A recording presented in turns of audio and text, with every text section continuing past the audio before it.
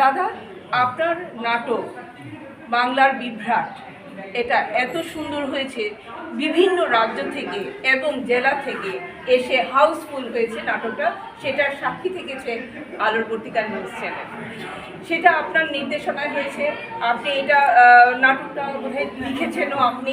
হ্যাঁ, তো এই বিষয় নিয়ে আপনি বলুন, কতটা পরিশ্রম করলে পরে মানুষের হৃদয় আপনি জয় করতে পেরেছেন এবং হাউসফুল হয়েছে এই নাটক?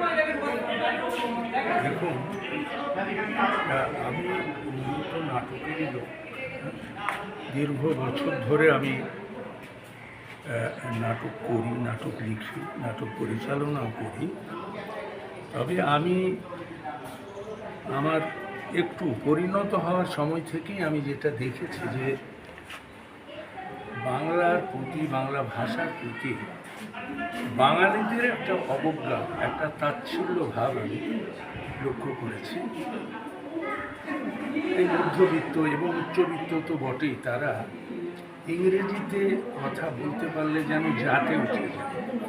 তাদের মনে করে যে বাংলা ভাষায় যদি কথা বলি তাহলে অপমান হয়, তার ন্যায্য মূল্য সে পায় না। এই ব্যাপারটা আমি বহু আগে থেকে ধাক্কা খেয়েছি, কিন্তু এখন আমি সরকারি বিভাগে কাজ করতাম, এখন আমি অবসরপ্রাপ্ত।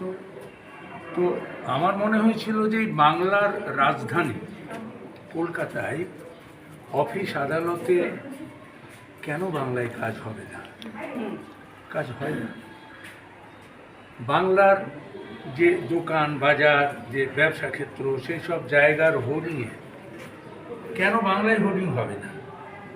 এই ব্যাপারগুলো আমার মধ্যে দাগ কেটেছে। তাছাড়া আমি অসংখ্য বাঙালিকে দেখেছি যারা, কি বলবো, আমি আগেই বলেছি বাংরেজ বলে একটা শব্দ বলেছি, যে যারা একটা মিশ্র ভাষায় কথা বলে, না ইংরেজি না বাংলা, হ্যাঁ, একটা জানে না ইংরেজি অথচ ইংরেজি কথা বলে যেন বাহবা করবার একটা প্রয়াস তাদের মধ্যে আমি লক্ষ্য করেছি। আর সব থেকে বড় ধাক্কাটা যেটা এসেছে সেটা হচ্ছে, আমি যখন চাকরিতে ছিলাম তখন সরকারের তরফ থেকে একটা নির্দেশ জারি হয় যে সরকারি অফিস আদালতে বাংলা ভাষায় কাজ করতে হবে, বাংলা হরফে লিখে কাজ করতে হবে।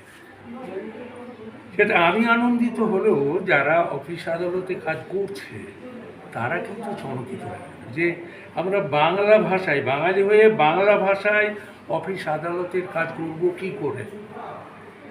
এবং আলটিমেটলি তাদের অবজেকশন একটা সময় দেখা গেল যে সেই বাংলা ভাষাটাই অফিস আদালতের ক্ষেত্রে কাজ করার যে প্রযোজ্য যেটা, সেটা হলো না।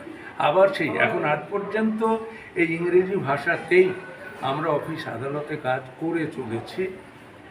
এটা কত বড় লজ্জা! আমি ঠিক মানে আমরা ইংরেজ শাসনকে বিদায় দিয়েও তার আষ্টে পৃষ্ঠে আমাদের সাথে জড়িয়ে থেকেছে। আমরা বাংলা মিডিয়াম স্কুল একের পর এক উঠে যাচ্ছে, আপনারা জানেন। হ্যাঁ, কেন উঠে যাচ্ছে? আমরা আমাদের ছেলে মেয়েদের বাংলা মিডিয়ামে দিচ্ছি না, ইংলিশ মিডিয়ামে পড়াচ্ছি। আমার ছেলেটা ইংলিশ মিডিয়ামে পড়বে, আমার বাড়িতে যে দারোয়ানগিরি করে, যে ঝিগিরি করে রান্না করে, তার ছেলেটা বাংলা ভাষাটাকে ধরে রাখবে। এই টেন্ডেন্সিটা আমাদের মধ্যে কাজ করেছে। মানে আমাদের ছেলেমেয়েরা নয়, কিন্তু তাদের ছেলে। আমি সেইটাই বলছি, আমাদের মানে তথাকথিত বাঙালিদের, যাদের বিরুদ্ধে আমার এই নাটক লেখা। এই নাটকটা আমি বেশ অন্তত 20 বছর আগে লিখেছি। খুব সুন্দর, এবং আজকের দিনের জন্য 20 বছর আগে লিখেছি, এবং এটা মোটামুটি 30-35টা শো হয়েছে, বিভিন্ন মঞ্চে হয়েছে, বাংলার উৎসব মঞ্চে হয়েছে, আমরা করেছি।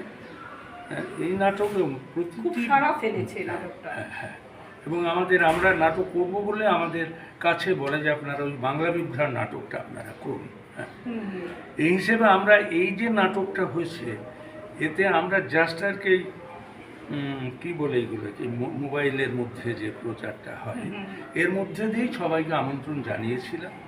টিকিট বিক্রি তেমন হয়নি, আমাদের আমন্ত্রণেই লোকজন এসেছে, কিছু মাত্র টিকিট আমরা বিক্রি করতে পেরেছি, কিন্তু মানুষজন এসেছে, এতেই আমরা খুশি, সাড়া দিয়েছে।